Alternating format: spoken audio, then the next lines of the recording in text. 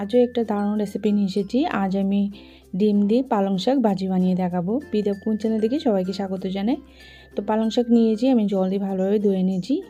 এভাবে আমি ছোটো ছোটো করে কেটে নিয়েছি।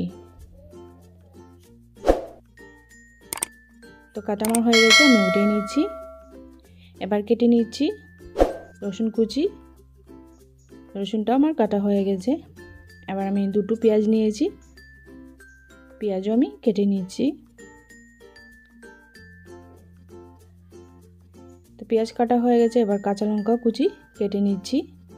ডিম দিয়ে পালং শাকের ভাজিটা কিন্তু অনেক সিম্পল আর অনেক কিন্তু সহজভাবে বানানো যায়, আর খেতে কিন্তু অনেক অসাধারণ। তো প্রথম দিকে আমি ডিম বয়েল করে রেখেছিলাম, আমি মধ্যে দিকে কেটে নিয়েছি।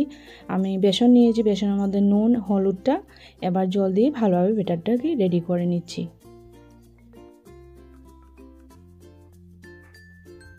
আমার চ্যানেলে যদি নতুন হয়ে থাকেন আমার চ্যানেলকে সাবস্ক্রাইব করে নেবেন আর বেল আইকনটা অন করে রাখবেন পরবর্তী ভিডিওগুলো পাওয়ার জন্য। এবার ডিমের মধ্যে ভালোভাবে ব্যাটারগুলো লাগিয়ে নিচ্ছি।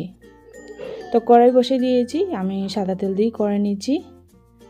এবার তেল গরম হয়েছে, আমি ডিমগুলোকে দিয়ে দিচ্ছি এক এক করে।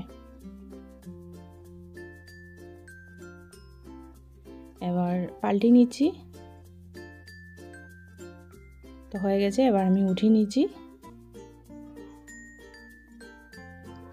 এবার দিয়ে দিচ্ছি কেটে রাখা পেঁয়াজ,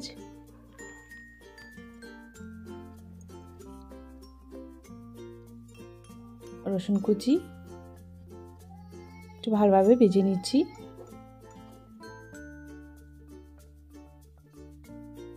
এবার স্বাদ মতো নুন,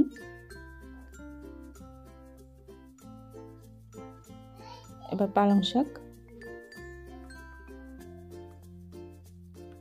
এবার কাঁচা লঙ্কা কুচি দিয়ে দিয়েছি। এবার নাড়িয়ে নিচ্ছি। ডিম দিয়ে পালং শাকের ভাজিটা অনেক সিম্পল বললাম, তো বানিয়ে খেয়ে দেখবেন অনেক অসাধারণ লাগবে আর 2-3 মিনিটের মধ্যে কিন্তু হয়ে যায়। তো আমি আধা চামচ জিরে দিয়েছি, আধা চামচ ধনে গুঁড়ো দিয়েছি, আধা চামচ আমি হলুদ গুঁড়ো দিয়েছি। ঝালটা আপনার পছন্দ অনুযায়ী দিয়ে করে নেবেন। এবার আমি ডিমগুলো দিয়ে দিয়েছি।